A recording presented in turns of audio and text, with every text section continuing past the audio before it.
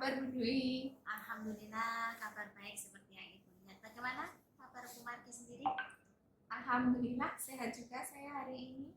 Ibu, senang sekali hari ini bisa bertemu dengan Bu Marki untuk membicarakan peningkatan keterampilan kucing. Seperti yang Ibu ketahui bahwa kompetensi inti kucing itu ada 3, kehadiran penuh, kemudian mendengarkan aktif, dan memberikan pertanyaan berbobot. Jadi seorang coach itu harus memiliki kompetensi ini, Bu. Kemudian nanti saya akan melakukan observasi pada Bu Margi yang akan melakukan kucing pada kucing. Saya akan mengamati apakah kucing yang Bu Margi lakukan itu sudah sesuai dengan alur tirta atau belum. Kemudian bagaimana Bu Margi mengajukan pertanyaan berbobot kepada kucing, dan juga bagaimana kucing tersebut merespon atau menjawab pertanyaan berbobot yang sudah Bu Margi ajukan. Nah, jangan lupa nanti juga disesuaikan dengan prinsip kucing, diantaranya kemitraan, proses kreatif, dan memaksimalkan potensi. Sebelum saya melakukan observasi, saya ingin memberikan dukungan pada Bu Margi. Kira-kira bagaimana saya dapat membantu Bu Margi? Terima kasih Bu Dwi. Saat ini saya menginginkan bimbingan dari Bu Dwi untuk meningkatkan kompetensi saya dalam hadir secara penuh, kemudian kompetensi untuk mendengar aktif dan mengajukan pertanyaan yang berbobot. Baik Bu, nanti saya akan mendukung Bu Margi dalam meningkatkan kompetensi tersebut. Lalu bagian mana yang akan Bu Margi fokuskan pada observasi kali ini? Jadi nanti saya berharap Ibu dapat memperhatikan cara saya mendengar aktif dan cara saya untuk mengajukan pertanyaan yang berbobot. Oke, sudah saya catat nih Bu. Kemudian kalau menurut Bu Margi sendiri, sejauh mana tingkat kemampuan Bu Margi dalam hal ini, yaitu mendengarkan aktif dan mengajukan pertanyaan berbobot? Kalau saya pribadi, saya merasa kemampuan saya untuk mendengar secara aktif itu masih kurang. Begitu juga dalam mengajukan pertanyaan yang berbobot. Lalu apa harapan Bu Margi yang akan menjadi indikator keberhasilan dari observasi kita nanti? Jadi saya berharap dari hasil observasi ini Ibu nanti akan memberikan umpan balik yang membangun untuk saya, untuk membantu perkembangan saya, khususnya dalam mendengarkan aktif dan mengajukan pertanyaan yang berbobot, sehingga coaching saya nanti bisa menemukan solusi dari permasalahannya. Baik Bu Margi, semoga harapan Bu Margi dapat tercapai. Kapan Bu Margi berencana akan melakukan sesi coaching? Kalau misalnya besok siang Bu, jam 10 di perpustakaan. Baik Bu Margi, besok saya akan agendakan untuk mengamati sesi coaching yang akan Bu Margi lakukan. Kemudian setelah nanti Bu Margi selesai melakukan sesi coaching, kita akan lanjutkan untuk diskusi refleksi. Terima kasih Bu Dwi untuk bimbingannya. Sama-sama, terima kasih Bu Margi.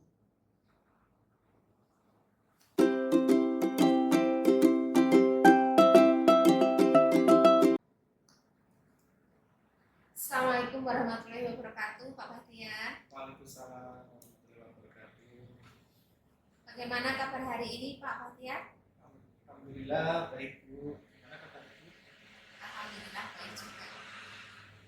Bolehkah saya meminta waktu Bu masih sebentar? Boleh Pak, silakan. Saat ini saya bisa meluangkan waktu untuk Pak Bahtiar mungkin sekitar 10 sampai 15 menit ya. Mungkin ada yang bisa saya bantu Pak? Begini Bu, saya ingin mendiskusikan terkait permasalahan murid saya saat kegiatan pembelajaran praktik. Boleh sekali Pak, sebelum dilanjut nih kira-kira apa harapan nanti Pak Bahtiar setelah kita berdiskusi? Saya ingin mendapatkan ide untuk memecahkan masalah pembelajaran saya yang terkadang sulit dalam mengingat setiap tahapan SOP praktik yang telah diajarkan. Jadi murid itu terkadang sulit mengingat-ingat materi yang sudah dipelajari. Kalau boleh tahu Pak Bahtiar, ini Pak Bahtiar sedang ada permasalahan pembelajaran yang seperti apa?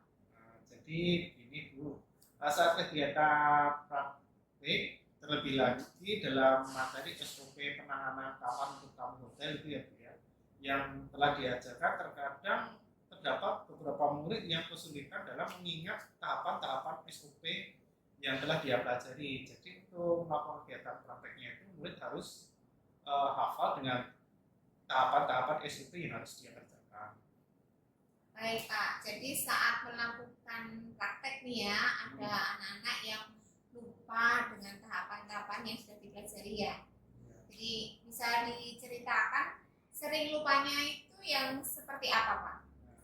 Pada saat mempelajari tahapan SOP penanganan kamar untuk tamu hotel, secara teori murid tersebut sebenarnya telah memahami tahapan tiap tahapannya. Nah, saat diberikan pertanyaan pemati atau mempresentasikan langkah-langkah, murid tersebut pun sebenarnya juga mampu untuk menjelaskannya. Akan tetapi saat tahapan SOP tersebut diimplementasikan ke dalam kegiatan praktiknya secara mandiri, terkadang ada beberapa terlihat anak yang sering lupa terhadap tahapan demi tahapan SOP. Jadi ada yang terlewatkan gitu. SOP harusnya dilalui tapi dia tidak melalui karena dia, sehingga ada beberapa tahapan yang tidak dia kerjakan. Sedangkan pengerjaan penanganan kamar untuk tamu hotel harus dikerjakan dengan teliti dan tahap demi tahap harus dikerjakan secara utuh. Gitu ya Pak ya. Jadi dari pembelajarannya SOP-nya sudah paham gitu ya. Tapi ketika praktek ternyata SOP-nya ada yang terlupakan gitu ya Pak ya. Jadi strategi pembelajaran apa yang telah Bapak terapkan nih untuk kegiatan pembelajaran tersebut? Nah, jadi strategi pembelajaran yang saya terapkan saat itu karena topik materinya itu kan tentang SOP penanganan kamar untuk tamu hotel, dan saat diterapkan praktik ada hasilnya. Saat menerapkan strategi pembelajarannya yaitu project based learning. Nah, beberapa penerapan proses pembelajaran pun sudah saya lakukan, seperti murid dalam kegiatan pembelajaran itu juga ada pemberian balik, ada pertanyaan pematik yang saya lontarkan, kemudian hingga penggunaan media pembelajaran seperti video tutorial. Kemudian, namun saat kegiatan praktiknya tetap ada beberapa murid yang mengalami kesulitan dalam mengingat tahapan-tahapan yang telah dia pelajari. Oh gitu ya Pak ya. Jadi memang terkadang anak-anak kita itu sering lupa ya dengan materi yang telah dipelajari, bahkan ada yang mengalami kesulitan mengingat. Nah, pernahkah Pak Bahtiar bertanya nih kepada muridnya, kok sering terlupa dalam mempelajari tahapan-tahapan SOP yang telah dipelajari itu, kenapa? Sebenarnya sih sering ya, saat saya menjumpai murid seperti itu dan langsung menanyakan kenapa bisa sering terlupakan, kenapa ada yang terlewatkan. Jadi terkadang mereka merasa masih kurang fokus dengan tahapan-tahapan yang telah mereka pelajari. Terlebih lagi harus dikerjakan secara detail pengerjaannya, dan ada juga yang bilang saat praktik jika diamati oleh guru itu mereka merasa grogi atau nervous saat praktek, sehingga mereka terkesan seperti kurang memahami tahapan-tahapan yang mereka pelajari. Itu ya Pak ya. Jadi tetap ketika KBM atau praktek ditungguin guru, jadi anak-anak nervous gitu ya Pak ya. Jadi lupa tahapannya. Nah, apa yang Pak Bahtiar rasakan terhadap murid-murid yang mengalami kesulitan dalam mengingat tahapan SOP tersebut? Nah, sebenarnya saya menyadari sih bahwa setiap anak itu kan memiliki keterbatasan mengingat yang berbeda-beda, dan juga gaya belajarnya pun juga setiap anak biasanya memang berbeda-beda juga. Jadi anak punya keterbatasan mengingat yang berbeda ya. Jadi kira-kira nanti setelah Pak Bahtiar memahami hal tersebut, apa yang akan Pak Bahtiar lakukan?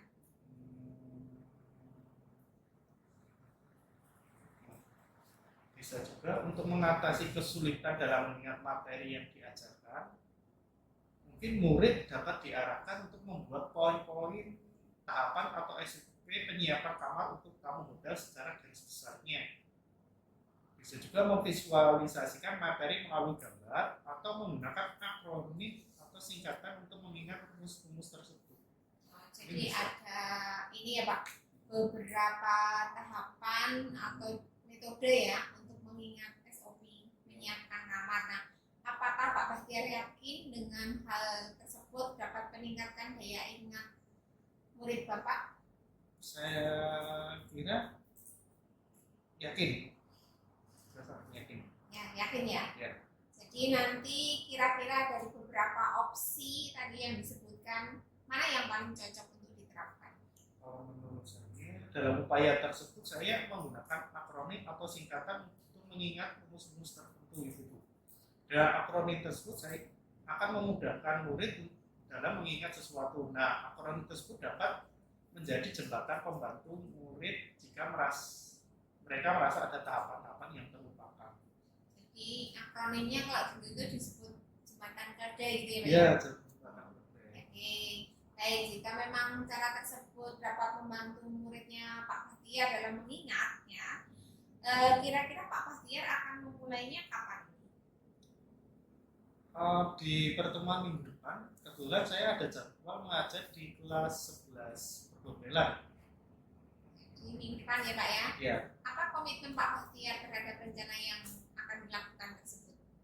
tentu saya akan mempersiapkan dulu rencana pembelajarannya.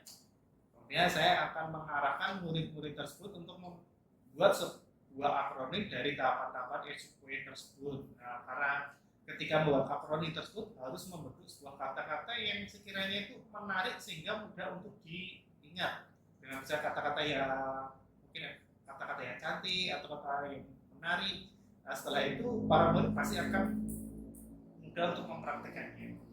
Oke Pak Bahtiar, saya percaya ya Pak Bahtiar mampu melakukan itu dan saya tidak sabar untuk menunggu cerita hasilnya nanti. Baik, terima kasih atas masukan dan bimbingannya Bu Margi. Dari perbincangan kita ini Pak, apa yang Pak Bahtiar dapatkan tadi?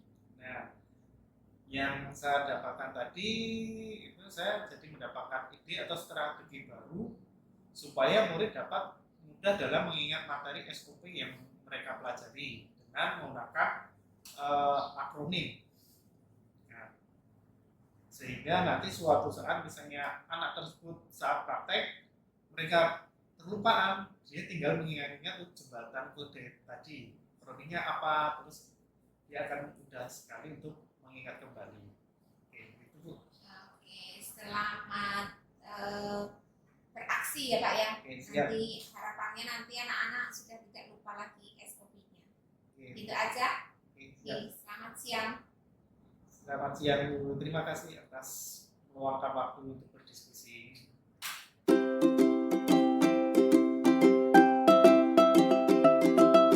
Selamat siang Bu Margi. Selamat siang Bu Dwi.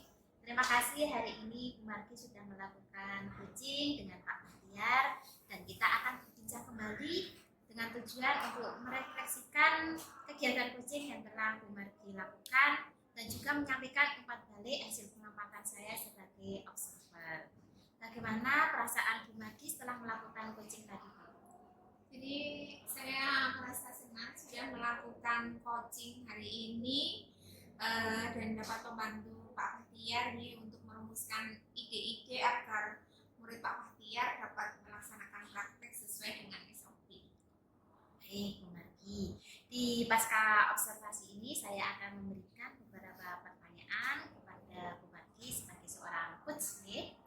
Yang pertama, apa saja yang sudah Ibu lakukan pada saat melakukan coaching terkait indikator ketercapaian pengembangan yang Bu Margi inginkan?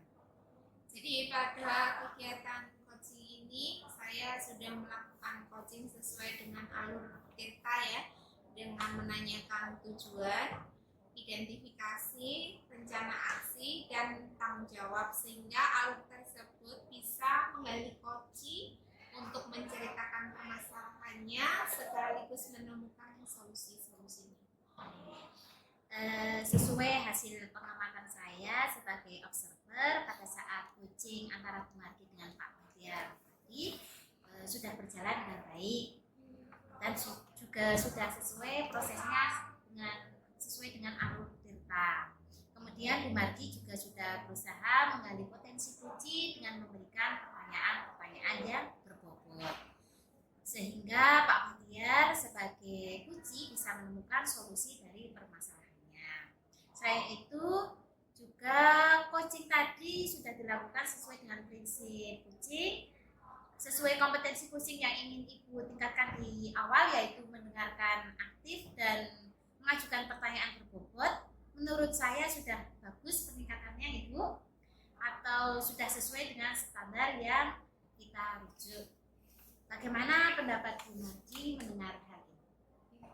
Terima kasih ya Bu Dwi atas ulasan tadi coaching yang sudah saya lakukan tadi. Senang ya tentunya bisa mendengarkan bahwa keterampilan saya dalam melakukan coaching ini sudah meningkat. Jadi harapannya di masa yang akan datang saya ingin lebih meningkatkan lagi kemampuan dalam hal berkomunikasi aktif dan membuat pertanyaan yang berbobot. Kemudian kompetensi apa lagi yang ingin dikembangkan berdasarkan hasil melakukan coaching yang barusan Bu Margi lakukan? Saya harap kompetensi saya nanti yang lebih berkembang, bagaimana lebih memahami proses coaching ini sehingga nanti saya bisa melakukan coaching lebih baik lagi. Oke, pertanyaan terakhir yaitu apa yang Ibu dapatkan dari proses supervisi yang telah kita lakukan?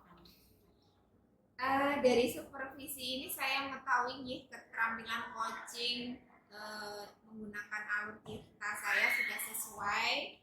Kemudian saya akan berusaha meningkatkan keterampilan coaching di masa yang akan datang. Jadi walaupun sudah baik, tapi karena ini baru bagi saya, jadi perlu lebih banyak menggali lagi biar lebih baik lagi. Baik Bu Margi, semoga kedepannya kita bisa melakukan coaching dengan lebih baik lagi. Demikian observasi kita hari ini, semoga bermanfaat. Saya akhiri. Assalamualaikum warahmatullahi wabarakatuh. Waalaikumsalam warahmatullahi wabarakatuh. Terima kasih Bu Dwi.